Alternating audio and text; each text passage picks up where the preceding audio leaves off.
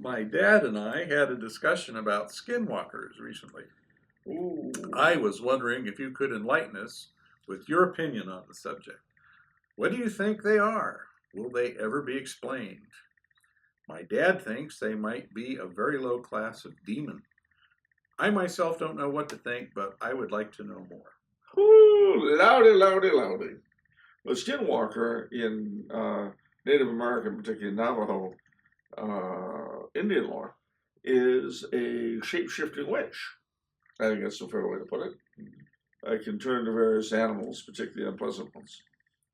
And in that sense is very much related to the werewolf of Western Europe, Latin America, and Quebec, and Louisiana.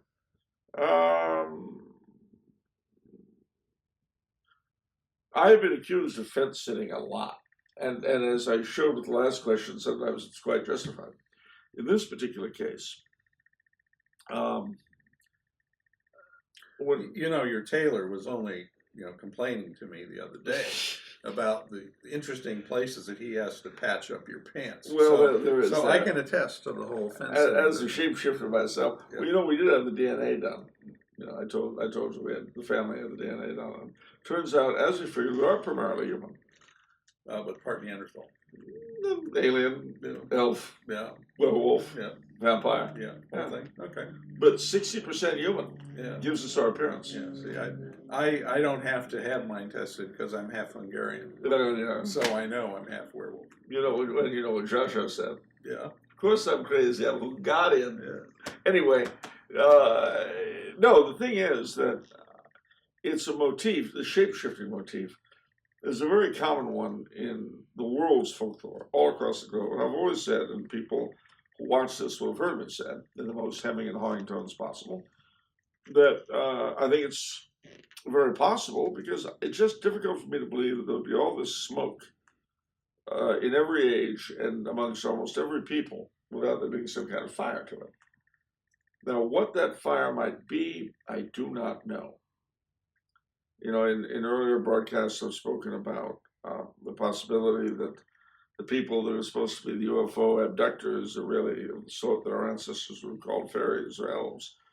But again, I have no personal experience of this. I don't know. It seems likely, given the evidence before me, but none of it's, none of it is what you would call remotely decisive. Well, my 2 cents would be, if you're interested, throw in the whole nickel.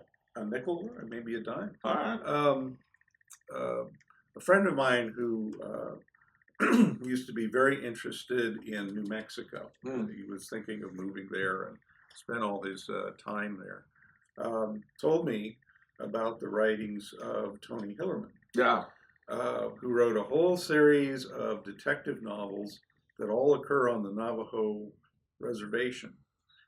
And he did an excellent job of weaving Navajo religion and traditions and superstitions into his detective stories. And if you want to know about these things, I highly recommend it. I believe Hillerman was Catholic. So I know most of what I know about skinwalkers. Actually, one of his books was called Skinwalkers. And so... are there skinwalkers in the book? There are... I won't answer that. Okay, you have to read the book to find out.